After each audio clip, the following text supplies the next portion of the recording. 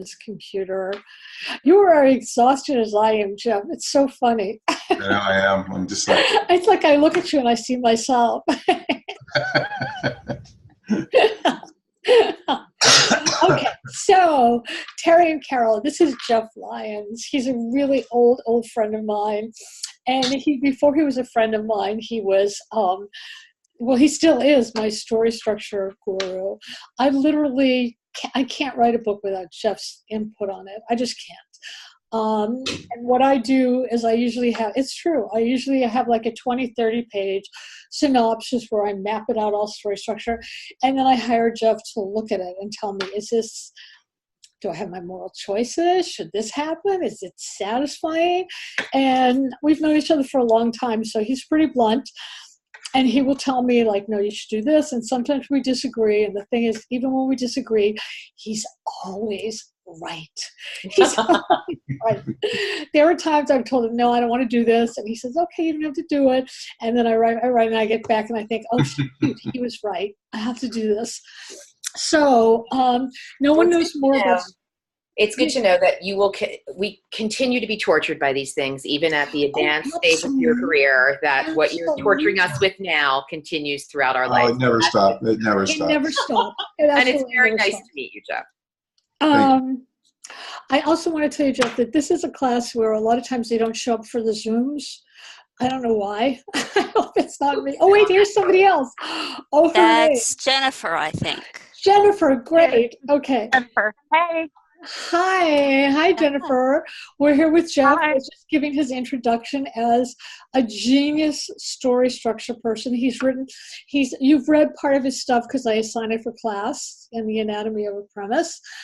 All the premise work we do is pure Jeff.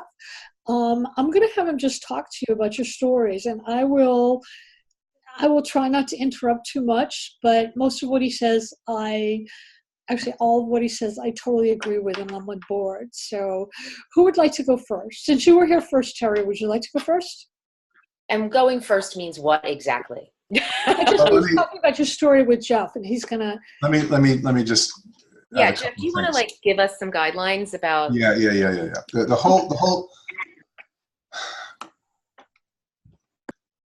What Caroline actually said as a preamble about how we work together and all of that is really important because of an idea that's embedded in that. Story structure. You get hammered with it, in these classes, but it's not a magic bullet. Right. You still have to be creative. You still have to have story instincts. You still have. This isn't about clamping down your creative process, So that's what we're going to do right now. Is I'm going to walk you through some of the formalities of how I work with people and how I work with Caroline, how she works with me. I rely on her too. I send her stuff and I get her feedback on things because you can't do it yourself. You need somebody else there. She's better at some of these elements than I'll ever be. So you need that balance of other people. But it's about what Anatomy of a Premise Line is all about. In this next book I'm publishing on I'm using this thing called the Enneagram for story development. It's about developing the observing devices, the story observing devices, so that you can do this, what we're going to do tonight, on your own for any story you have for the rest of your writing career. You don't need... you always need people to bounce stuff off of, but you can develop these skill sets. It's not magic, I mean, there is talent, that's a talent that I have, and the talent that I think Caroline has. Not everybody has that talent, but you can learn the craft. Mm-hmm. That's the point, so this isn't just for some select group of people, who, drink the right coffee and, blah, blah, blah. So what I'm going to do is I'm going to walk you through your premise, or what I want you to do is I want you to pitch me your story. Tell me the story. And then I'm going to ask you a series of questions, and I want you to pay attention to it. What I'm focusing in on, and we're going to talk about that, and you'll start to see a pattern of the same kinds of questions you can start to ask yourself whenever you've got a story. Okay, and they're all based on basic story structure principles, but more than anything else, it's based on this idea of the moral component that I call it, which is made up of these three pieces of the blind spot, the immoral effect, and the dynamic moral tension. We're going to talk about that as an example when we break out some of your stuff. So, does that make sense? Yeah, it makes great sense. I think that's what's so great about this class is that these are tools, you know, that you can go to, like you said, and if you don't have someone right there that you can go to help. And I think where I am personally in backing in a series of short vignettes into a story. So I had no structure. That's exactly what happens. And that's, I'm actually at a page 1 rewrite, which is fantastic. I'm really excited. And this is the other piece. This is the other point, and then we'll jump in. You know, development and writing are two different things. Right. And if I'm on a mission, it's to stop writers from writing. because they always start too soon. Because the biggest myth in creative writing classes and MFA programs and all that crap is just do it, because the stories will write themselves, characters write themselves, blah, blah, blah, blah, blah. No, they do not. No, no, and no. And because people don't have the storycraft skills of storytelling, they go off into the story woods really fast. And after 200 pages, you got to back into your story to figure out where the wheels came off the cart. Everybody does that. And they think it's normal. Welcome to NaNoWriMo, okay? Yeah, right. Right. Well, so it's fun to just write, though. And but that's the problem. And there's nothing inherently wrong with it. But, you know, when you want to really be productive, you need to know what's worth putting your time into and what isn't right now. And we're going to go through the whistles and bells test. We're going to go through some of these basic things so that you can learn how to test an idea up front to see whether there's any meat on the bones. If there isn't, pass for now. It may come back later with a fury. But right now, if you can't grab hold of it, do something else. And if you have nothing else, then keep hammering on it. But the idea is that development should precede your writing, because very few writers are skilled with both writing skills and story structure skills. I mean, I always say, you know, if Ian McEwan were sitting here listening to everything we're talking about, he'd go, folks, get off this call now, go and just write. Just, you know, don't listen to this crap. You don't need any of this crap, you know, because he does it naturally. He does all of it naturally, you know. Well, the Children Act, I mean, I just watched that the other night, and that was beautiful. I did not read the book, though. but okay, it's a new one. Emma Thompson is in it on Amazon. Oh, yes. Yeah. And that's Ian McEwan. Okay. So, Terry, tell Jeff your story. So, pitch me your story. Okay, so because I'm in a redevelopment phase, I'll pitch it to you as high level as possible, which is it's The Devil Wears Prada, except the assistant is 50 years old and has been recently divorced, left penniless, and with 2 kids. So she is someone who used to have a professional career. She got off the merry-go-round, got married and had kids, didn't see the divorce coming, has to go back into the workforce, but now she is the same age as most of the women she is going to work for. But she is at a much lower level. So that's like the basic premise that I started with. It is really a story about how women are worse to women in the workplace. They can never be as bad. I mean, men could never be as bad to women as women are to women. So that's what I've got. That's the basic broad strokes of what I've got. I have 3 versions of this book, but through this class, I am now reorganizing it into where it is. So where is it now? Right now, it is starting at the moment of she's about to be fired from this job that it took her a while to get, her first job back into the workforce. And so what she has to change is this sort of superiority attitude into working with other women for the first time. And hilarity ensues. It's a comedy, so that's another thing. And shenanigans ensues, right? Yeah. So she's coming from a world where she was the top dog? At one point, yes. But that now she's going into the world where she's the bottom of the rung. You bet. Okay. All right. I mean, that's a classic comedic setup, no question about it. What is she going to learn about herself at the end of the story? That she still, I think all of her fears when she goes with the divorce is that, like, I don't know how to do anything anymore. I don't know. The internet happened while I was home with my kids. I don't know how I'm going to earn a living for three people total. So I think it's understanding who she is as a woman is still the same girl she always was, but now she needs to work with women to get there. And I think she's had problems in that relationship. What? Okay, all right. She's always been in a man's world, so to speak. And now a man has done her bad, and her husband. And now she has to go back into a world that ends up being a lot of women, and then face all. There's no easy answer when you're a woman and you leave the workforce. Okay. The ones who don't.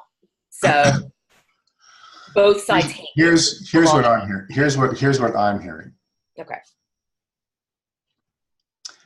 And Caroline, tell me if this is just bunk, but this doesn't sound like a story about a woman who's trying to find herself. This is a story for me. I mean, because the piece that jumps out that's different. Great, let's make it that story. Is this issue about women with women? Yeah. Okay. What is her issue with women? Okay, and I'm just assuming here, but she came from a previous world where she was top dog. Okay, she's a better man than she'll ever meet. Yes. Okay. She's the man she always wished she could find. She's the man. She's the man. Yeah, exactly. And now she's got to go into a world of other women. Okay, who can be snarky, who can be all that backbiting, who can be all the mean girl gangs and all that stuff. You know, they've got coats, okay? But they can also be other things. Mm-hmm. That's what she's terrified. Excuse me, Anne, can you mute? Just because I can't hear Jeff. Can you hit mute? It's down on the bottom left of your screen. There's a little microphone. Sure. Where? Caroline, you can mute her. I can mute her? How do I? Upper right-hand corner, just put your mouse over her. It's help? No, it's help though. Yeah. It's help. Just drag your mouse over the top, over the upper right-hand corner of her screen, and you'll see Her her. screen? Okay. Oh, right, mute. Okay, I got her. Thank I got you. her. Sorry, it's hard to hear. Thanks. Okay, no problem. So what I think she's going to find her own womanhood again through these other women, but it's not just about them being catty and difficult and, the stereotypical, the bitches at work. It's going to be a different kind of womanhood. It's going to be something she didn't expect. It's the realness of what womanhood really means. And then what about that terrifies her? What is she afraid she's going to discover? That's her blind spot. Can you talk a little bit more about the blind spot? Okay. Okay, this is so brilliant, Caroline. I know why you pay him now. Because I know exactly where to go now. Yep. This is the story. This is the story. Yep. This is the story. So is the blind spot the same as a misbelief, or is it something different? No. In fact, I used your conception of the personal misbelief. Okay. As a part of my explanation for this. Okay. Everybody talks about. Let's just jump into this real quick. Mm-hmm. Everybody talks about the moral flaw and how they're broken, blah blah blah, the moral problem, blah blah blah, and they've got to learn how to love. They've got to learn how to be nice. They've got to learn how to not to be greedy. All the standard, right out of central casting kind of stuff, right? How not to be alcoholic, and believe in themselves, and and all that's true, but. The question nobody ever asks next, which should always be asked, is why is he a drunk? Right. Why are they cheap? What is that about? And it is about what I call the moral blind spot. And that is a core belief, as Caroline states, about a person's sense of who they are as a human being. That is fundamentally wrong, but they nonetheless have, that they are blind to, but that informs all their actions. Okay. It is their motivation. Yep, That I get that. The immoral, then the what I call the moral component in the story. This is the engine of the middle of your book. Right. So they're operating from this blind spot. What does that mean, operating from the blind spot? They're acting in the world. They're moving through the world. That's They're right. having That's right. relationships. They're impacting other people in a negative way. Behavior is the expression of the blind spot. Right. Okay, I'm writing that down, actually. And then through the middle of your story, you have a dynamic, what I call the dynamic moral tension. They are constantly being given the opportunity to change. And they always make the bad choice because they haven't changed yet. Right. They're operating out of their blind spot. Okay, Mary, time to grow up, time to become a woman. No, I'm not quite ready. That choice not to change creates a new problem that raises the stakes. That happens at least 3 times. That's how the stakes get raised. They're constantly offered by the story. Change? No. Okay, well, consequences to that choice. New problem. All generating from them. Right. They're not a leaf on the wind being pushed around by events and then having to make decisions. That's what I call a situation. Those are stories where the protagonist is the basically good person caught in the no-win scenario, and they've got to come figure out somehow how they're going to get out from under the whatever. Right. And the drama's not generating from them. They're being pushed around by the fates. Right. Makes them very passive. Mm-hmm. They're passive protagonists. In this case, all the drama is generating from their bad choices that stems from their behavior, which is rooted in that blind spot about themselves. Right. The end of the story where they change and grow is they heal the blind spot. Right. They realize the truth. The do moment that Caroline and I both talk about, and this is associated also with my idea of the low point, which is the emotional low point of the character, where all is lost. All is lost. That is the point. Not just plot-wise in terms of, oh my God, I've lost the money, but now I see what I've been doing from page 50 to 299 hasn't been working. Right. I have to change. I'm alone. I've been isolated. The bad guy looks like he's going to win. I have to do something. Otherwise, all is lost. But I don't know what to do. But I know I have to be different. They don't have the answer yet. That's the beginning of their climbing out of the hole toward the battle, which is where they finally make the choice. But to get from there to there, they reunite with the lover. They find their best friend who said, get the hell out of my life. You're a jerk. They pull the team back together again, but on a whole new level. It's a new basis of the relationships. They don't quite know what they're going to look like yet, but they know they've got to do. They can't do it alone. That's the point. Right. And that's the pattern of elevation, I call it, of moving up toward where they're going to finally now find the strength they need. She's going to see the fear at that point of what if I really look at myself in the mirror and see who I am as a woman. I don't want to see that because that means ... I'm unlovable. I'm not enough. Whatever it is. Okay. So does that make sense? Okay, that was brilliant. Yeah. I'm gonna now. I know exactly where to start now. See, I told you. That's brilliant. That's your story. That's your story. And that's your story. That's right. I told you. And Caroline, you're recording this, right? Because I took as many notes as fast as I could. It's all recorded. But that's brilliant. Jennifer here? Jennifer, are you Yes, there? I am. Would you like to go next? I can, and I found that really fascinating. I remembered actually kind of talking about this in the class. So, yes, I would. First of all, Caroline, I really respect and value everything that you've done here in the class. Thank you. Our time together privately has been incredibly helpful and fantastic. I can go next. I admit I'm a little bit nervous in a group setting. Don't be nervous. Don't be nervous. We're all friends. We all want to help you. Okay.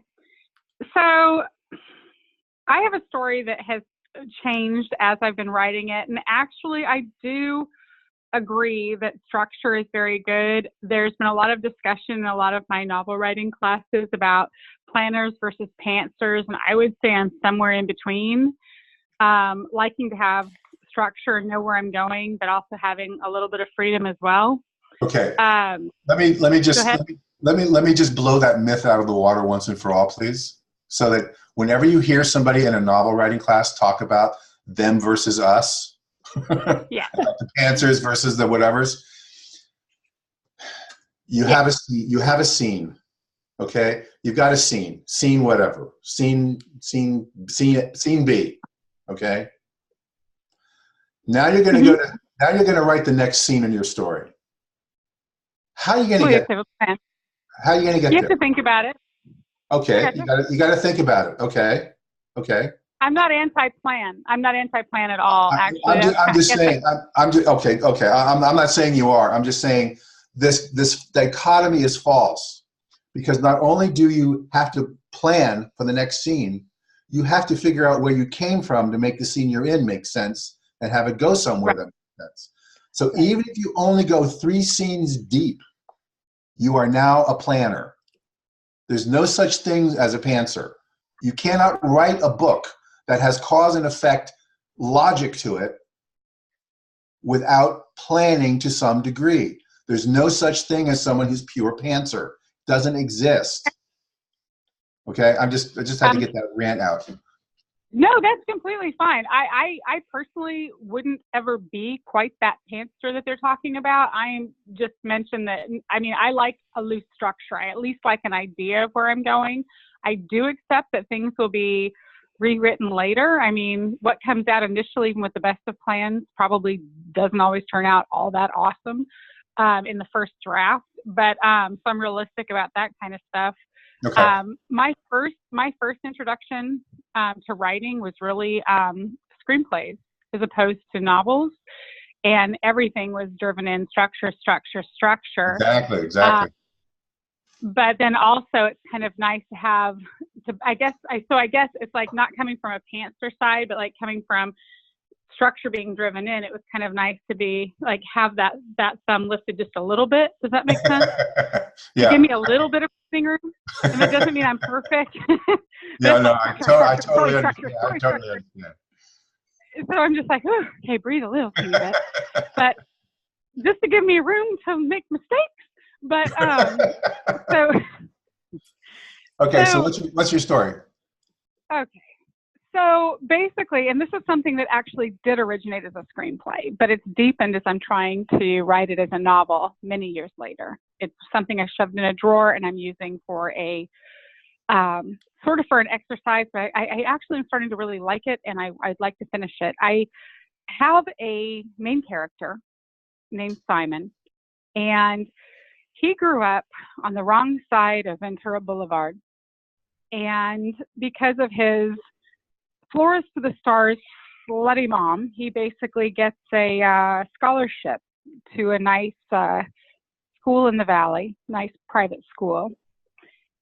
Changes that he basically, this is kind of the backstory, but anyway, long story short, he ends up with a best friend. He's a band member with the best friend.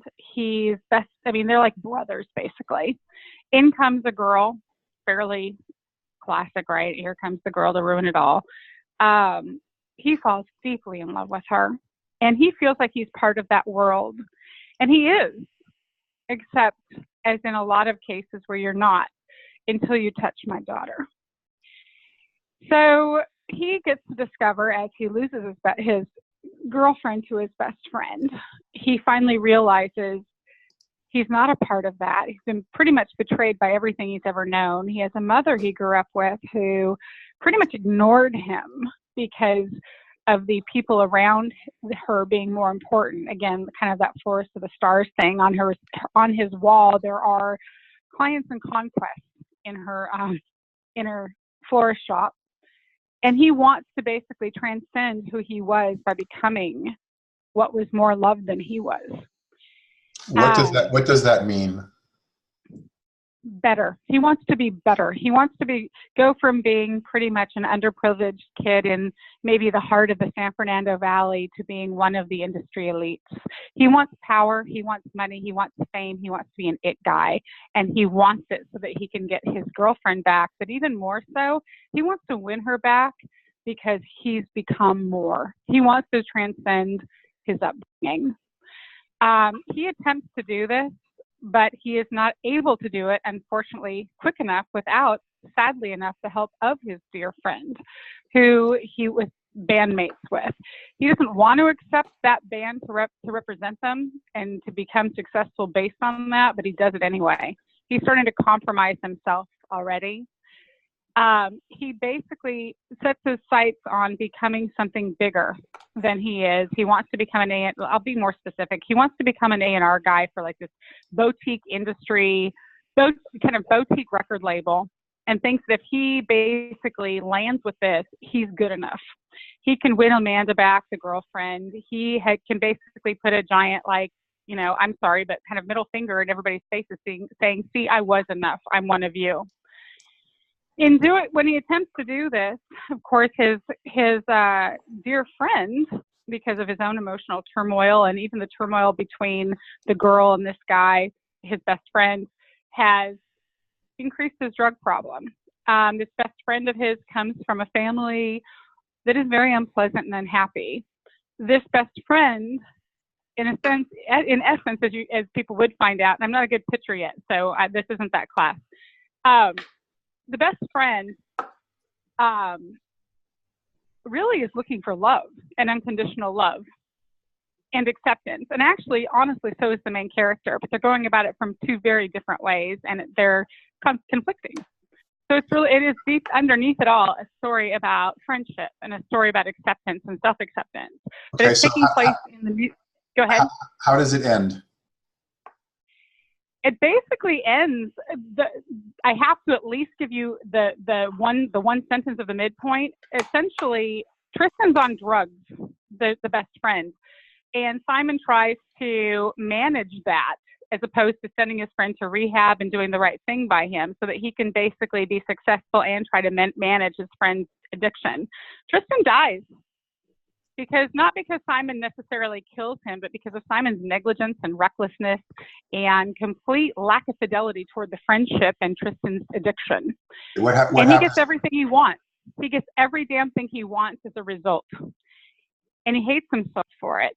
He hates everything about it. And he essentially is confronted by and confronts the girl that he always wanted back, that he got back. All of his hypocrisies are shoved in his face. He grabs Tristan's ashes and he walks the hell out, and he leaves it all behind.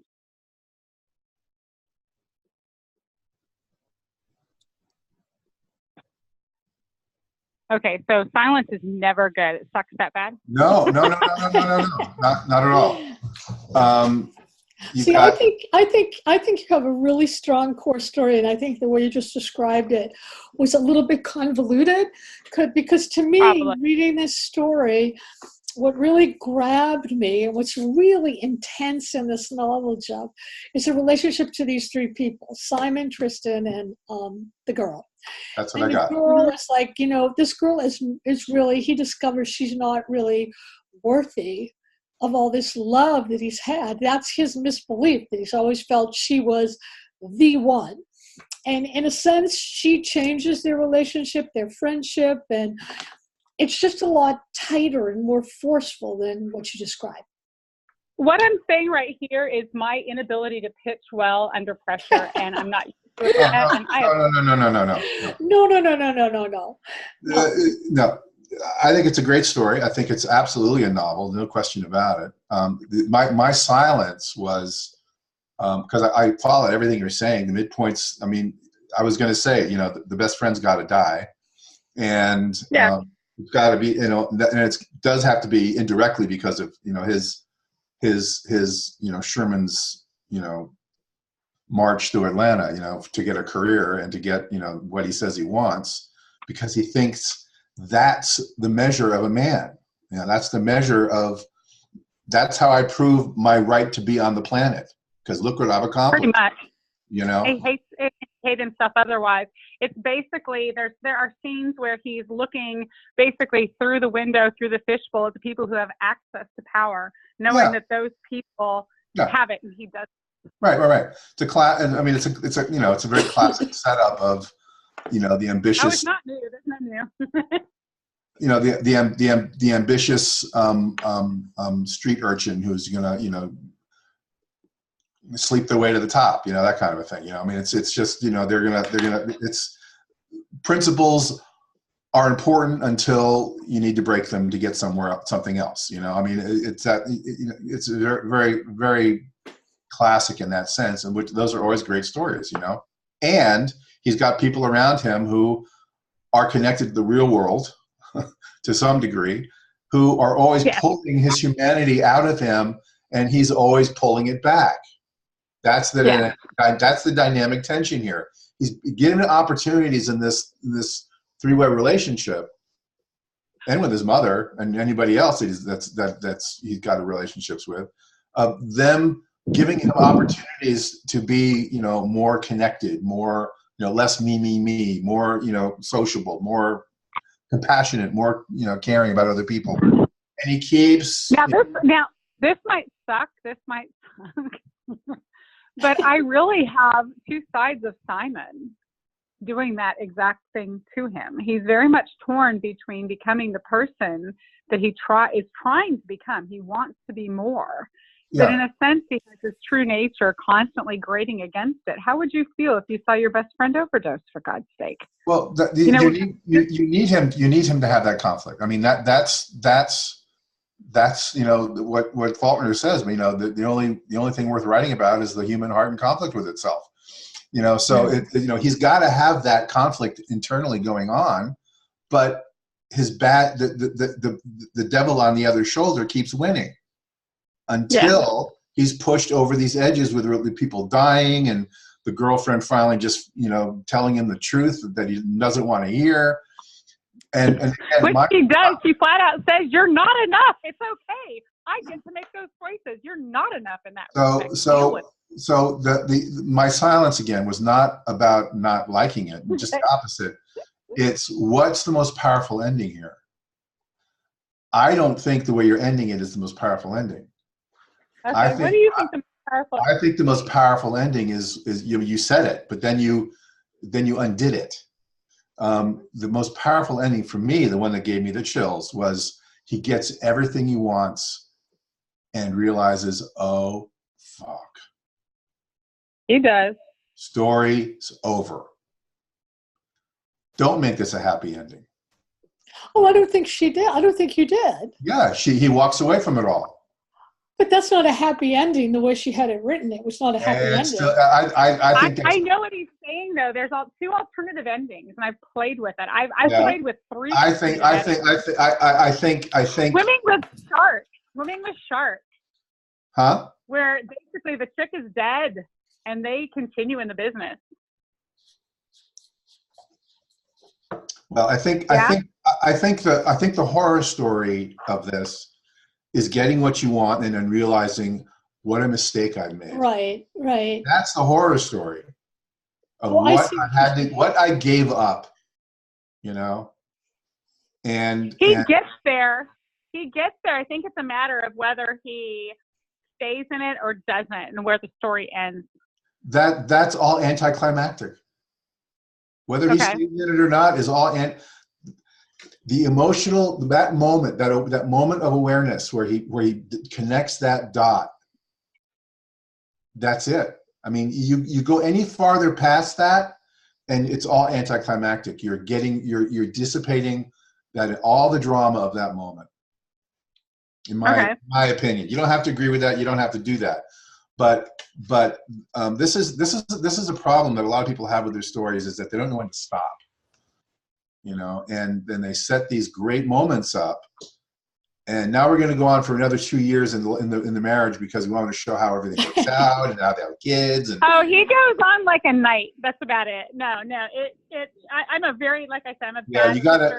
He's in my opinion, you know, in my twisted little world, I see him having this horrible revelation and then You know, and this is after the girlfriend's, you know, blown him away, after his friends died, after all this. And then, you know, it's like, here's the dream job, kid, you know, you come on in, you know, and he realizes that the price he's paid is just, you know, he's sold his soul to the devil. That's what he's done. I actually, you know what? I think we're on the same page, and I think that we both kind of blew over Caroline because she saw what I wrote. I think we're there. I think we're there. I think we're about there. I think it's a matter of tweaks within hours. Does that make sense? Or tweaks within that same endpoint and just how it ends up being written. Would you agree, Caroline? Yeah, I do. I agree. I think this is really interesting. I actually think Jeff is right. You've got a great protagonist, clear blind spot, clear moral, you know, his immoral act, his behavior in the world is definitely negative. He's got people around him who are emotional and dramatic counterpoints to that behavior to you know, give him opportunities to change, but he won't. And you know, so here's my key question. But here's the other. Go ahead. How do I make people not hate him? That's been my biggest problem, honestly. Well, because you don't have him starting off the story like the guy in Wall Street, you know, where he's, you know, just everybody's, you know, a target and, you know, just suck the life out of everything you can because it's all about profit. No, I mean, he's a normal person and he slowly integrates over the course of the story. People aren't going to like him. So what? But they will sympathize with the plight at the end. Like, oh my God, I don't ever want to be in that position. I don't ever want to make the mistake he just made, you know? But here's the two points you want to think about in terms of desire line and opposition. I think he needs to have a focus of what's the brass ring. You know, how will he know he's made it? HR with the record company and getting Amanda back. Okay, that's specific. Okay, good. Who's trying to stop him from getting that? Tristan's addiction and his own empathy toward his friend. Too abstract. Too abstract? Okay. Who doesn't want him to succeed? So I will make a note of that. You know, who, you know, I'm trying to figure out, you have an opposition structure in the three of them for sure, but there needs to be somebody outside that relationship, that core relationship that's the middle of your book, of the story, that's also challenging that dynamic. Either a mentor in the record business who's the devil incarnate. I've got two. He has a helper friend who is kind of it's better than it sounds. So he's kind of a opportunistic spy type of guy who's basically the buddy to the actual head of this record company. And the head of the record company is an absolute bastard who's putting him to task. Okay. And then you've got that manipulation going. That's good. Yeah. You know, the spy friend is just a minion. That's not the where the juice is. It's in that mentor relationship. Okay, that's wonderful. I had at one point, I think I jumped the shark. I was going to have this guy be actually evil enough to, after Tristan dies of the overdose, have the SOB suggest, hey, I've got another couple of acts that aren't doing so well. Hey, give him some of this and see if we can make it better. Sell some records. And actually even put that kind of a crappy choice before him. Would you actually be willing to kill? But I thought that was taking it too far, but he's that kind of guy. So we do have that really demonic presence. Yeah. Okay. Then you've got all the pieces. Yeah. You have all the pieces.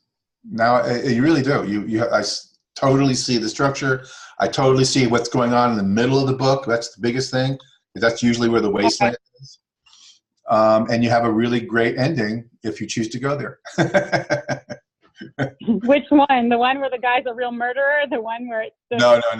You know, the oh my God moment ending, you know. So you're in good shape. Yes, she is. You're lovely. Okay, Thank I you. would really like to have Anne go next, because she has a wealth of story, and over the weeks we've been talking about how to compress it down. Is that okay with you, Anne? Whoops! Oh, I have to unmute you. Sorry. Is that okay with you, Anne? If you go next? Oh, sure. Yes. Okay, because Anne has, as I was saying, you have a wealth of story, but we've been talking about these last 2 weeks how to sort of hone it down and clarify it. So if you can tell like just the premise of your story to Jeff and try to keep it, very clear. This is a novel about a girl who da-da-da-da and ends up da-da. Okay? Okay. Jeff, this is a story about a war and little kids going through the war. And when she was hitting the puberty, she meets an American serviceman, and there is no antagonist as a person, but the society and the culture. Just tell the story. Just tell the story. So she meets a soldier, and then what? The serviceman leaves, and she thought that was the end of it. Not only that, the way he writes to her is like in past tense, as if it's something that was the thing of the past to him, when she was really suffering and drowning in this memory and pining him, missing him and all that. So that puts her really into, in a way, enraged. He wants to erase the memory. And then she comes to the country, to his country, when she was 16.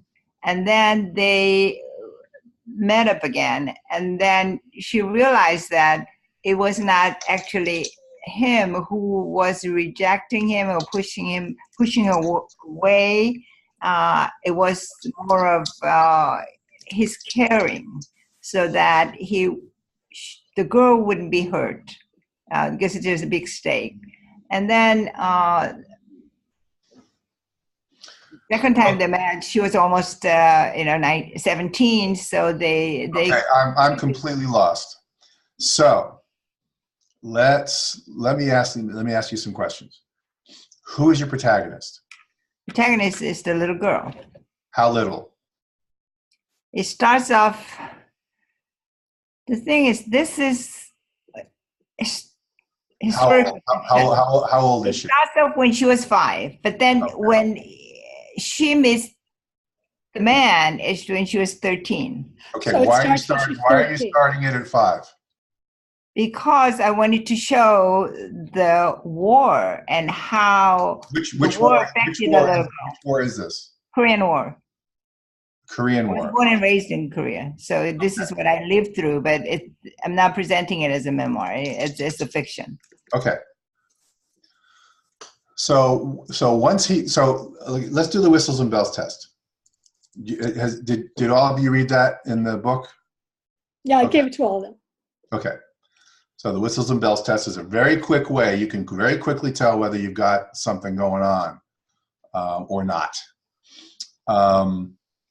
Because my sense is that you're getting really locked up in all the backstory and the reason why things are happening. And I don't know what's actually happening.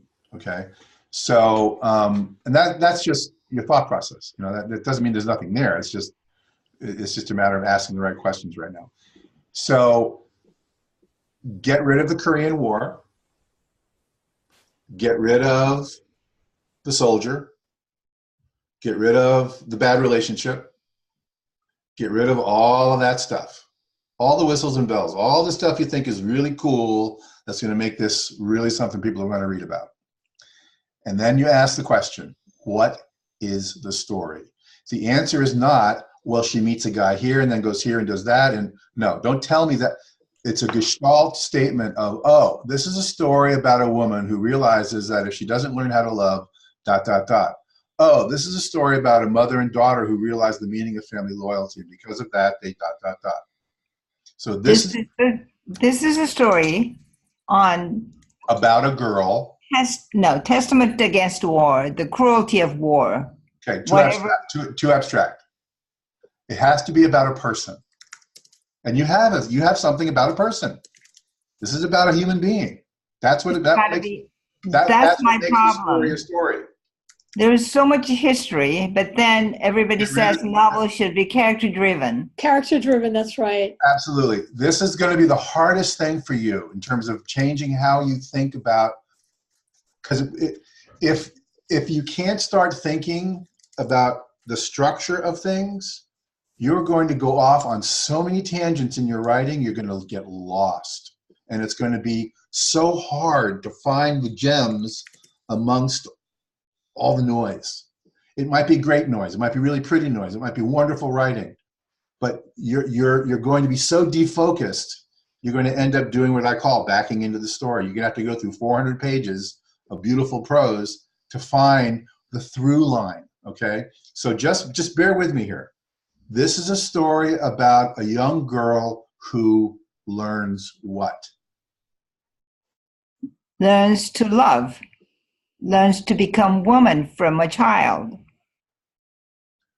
But then she loses him, and she has to find her own identity all over again.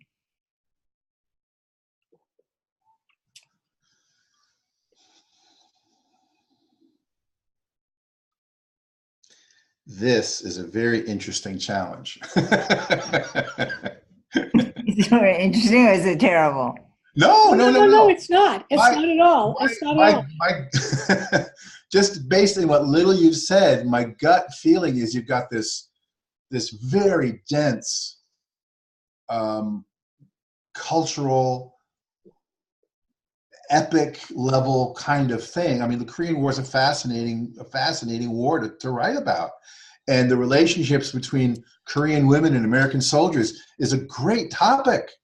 Right. But the bottom line is you've got to figure out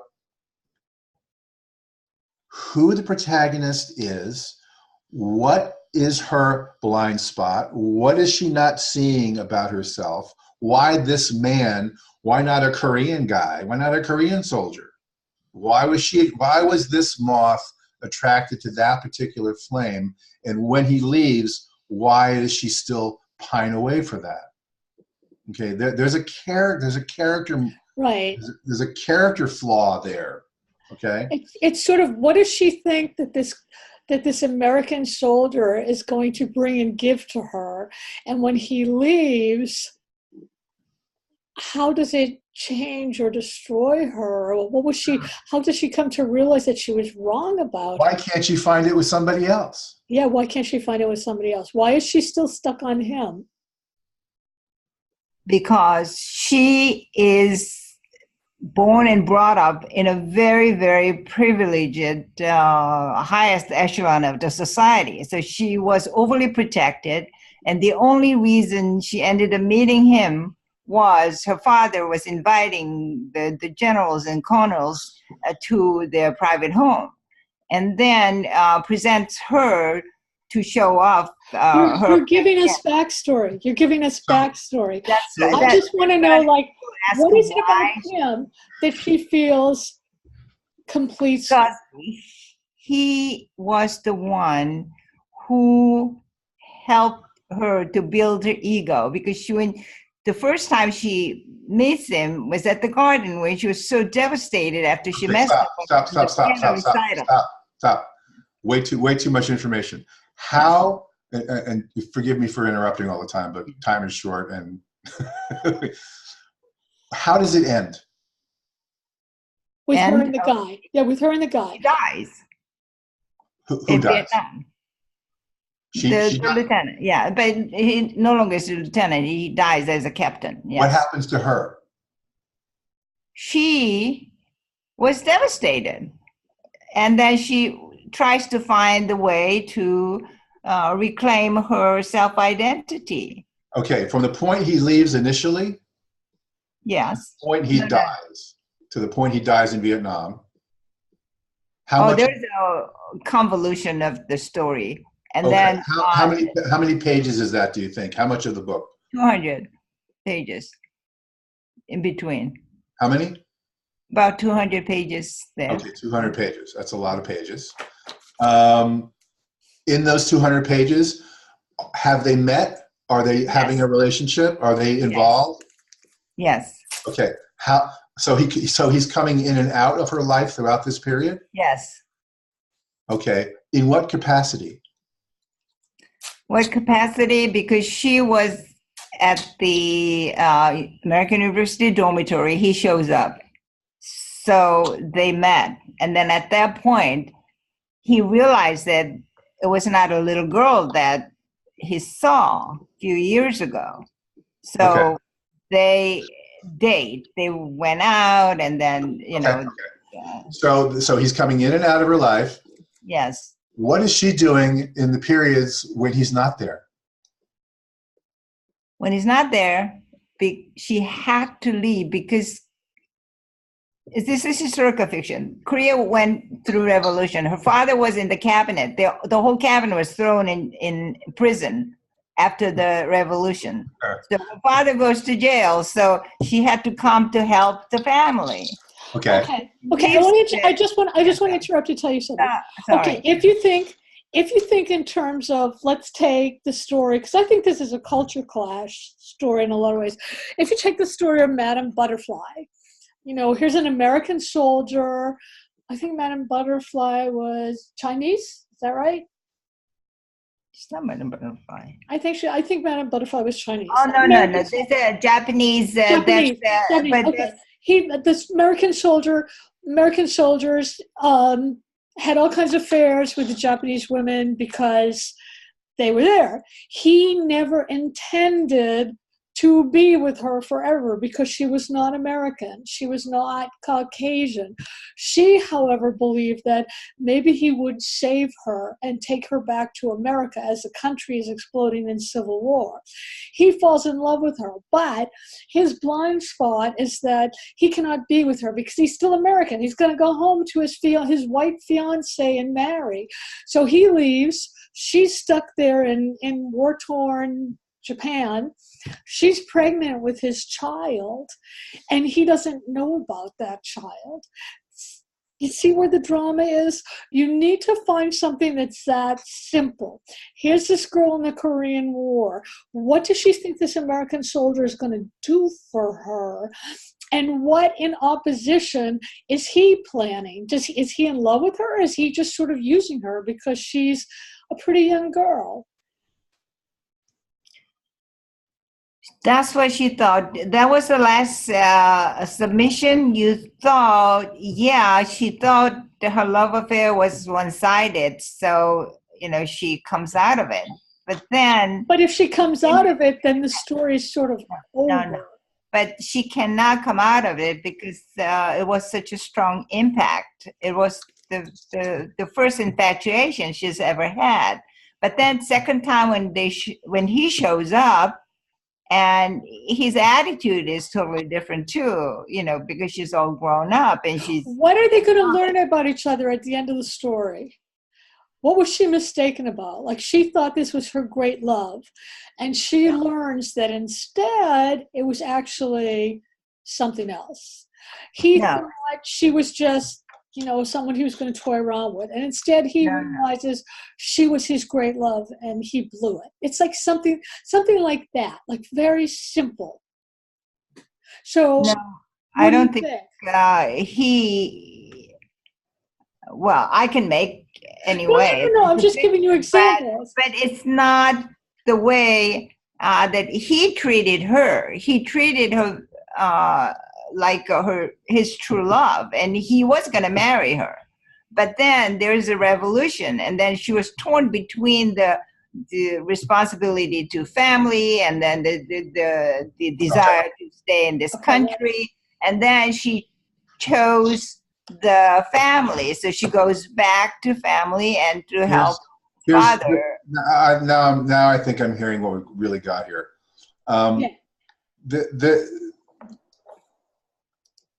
this is like Dr. Zhivago. Okay, it's the basically good person who's, you know, growing up and coming of age, falling in love, having a privileged relationship, and then having everything fall apart because of the revolution and all the politics that ensues, and then having a guy come weaving in and out of my life as I'm growing up and becoming a woman, coming of age story, you know, maturation story with all the rich politics, all the rich history, the war, you know, war-torn world, all these epic things going on, and that's all you got.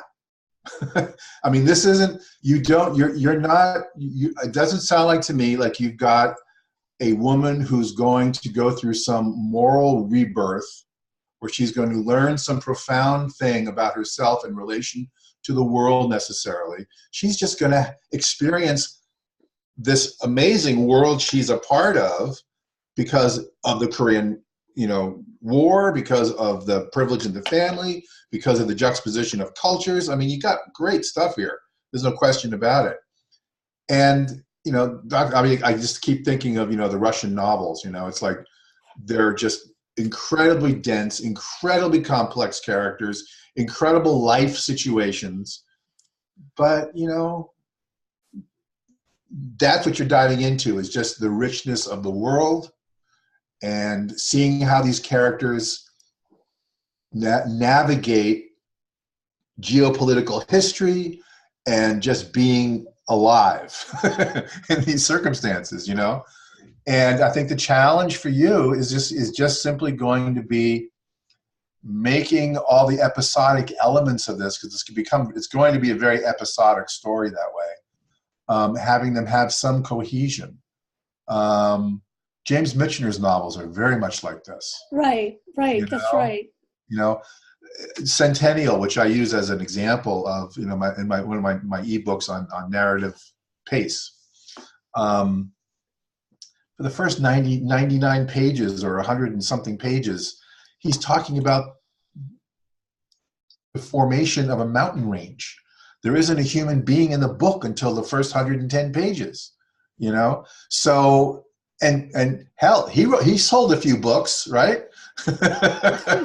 So people are going to read your book because of the writing and the history and the cultural complexities that you're uncovering. I think you have a hell of a lot to say about that because you lived through it, you know? So we're banging on you right now about trying to find, you know, where's the moral problem and where's the opposition, and it's not going to play out that way, you know. So this is a really important part of the story development function, what we're doing right here, because when you're writing a story that doesn't fit this rubric, it frees you.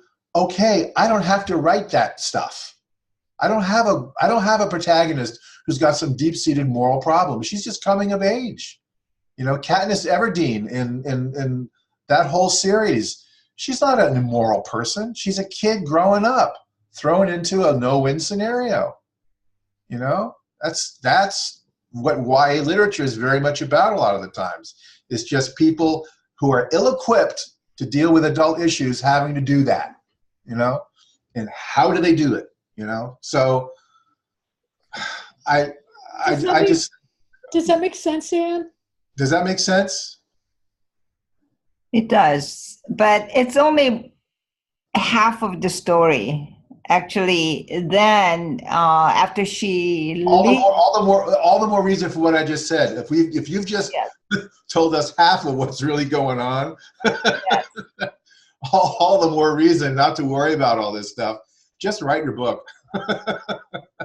And the job is going to be for a developmental editor or for you to figure out how to make sure it flows as a narrative and doesn't get too episodic. Have you read James Michener, Anne? No. Do you know James Michener's work?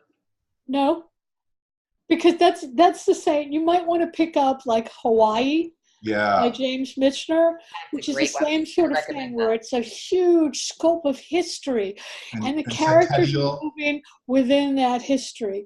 And I think that might be what you're trying to do. I think it is. I think it is. And that's a great way to write. I mean, nothing wrong with that. Yeah, then when I write character-driven thing, then I should start when she's a teenager and meets him. start when Everybody she's- loves that part. I But would, yeah.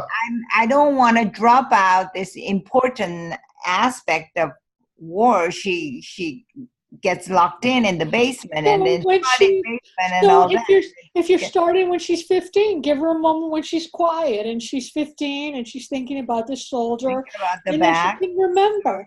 She can remember an incident from when she was 5 and locked in something. You do not have to tell everything chronologically. You can move around in time. Yeah, you can use flashbacks, you can use flash forwards, you can do all kinds of fun stuff. You know, you're not locked into a linear way of telling But it. doesn't it interrupt your narrative flow? No. Not it necessarily. doesn't. If you do it too Not too much, much? it can. If you do it too No. much, it can. But if you're very strategic about how you do it, Right. no, it doesn't. It's not going to hurt. And the nice thing you have going on in the middle, I think, that'll help cut down on the episodic quality of the storytelling, is to have this guy coming in and out. It's that love Right. affair is a Right. way to connect, Anchor it, right. That anchor will the anchor it. timeline as she's doing her episodic stuff in between their meetings. He can come in and out, and that creates a sense of continuity dramatically that will cut down a lot on the episode. Do you know what I mean by episodic writing? Yeah. Yeah. And have you read Thornbirds? Yes, Yeah, that's sorry. another good one. Thinking of that. That's another good So one. I'm kind of glad you actually got to speak, because what you're doing is what a lot of historical novelists do. They write these kinds of stories. They're just incredibly rich and fascinating, you know, but there's no real clear through line sometimes. You know, there's just so many characters and so many great history going on. So Okay. fascinating. Yeah. Okay. Yeah, I'm glad we had that too. Okay, I'm so sorry, Carol. We need to stop. But I don't want to just leave you hanging. So I want to give you a few more minutes. Like, do you have a single question or something that you'd like to ask, Carol? Actually, I think I've learned a lot from listening to everybody else, so I think I'm so okay. glad. Oh, you're so good. This was actually really interesting. This was really a fascinating Zoom, and I feel like I learned a whole lot too. So thank you so much, Jeff. Yeah, See, it I was told fun. all of you. I told all of you it was going to be great. Yes. It was. You have yet to lie. Well, I'm a fiction writer, so I lie a lot. Well, you all got great. You But all not to got really good stories.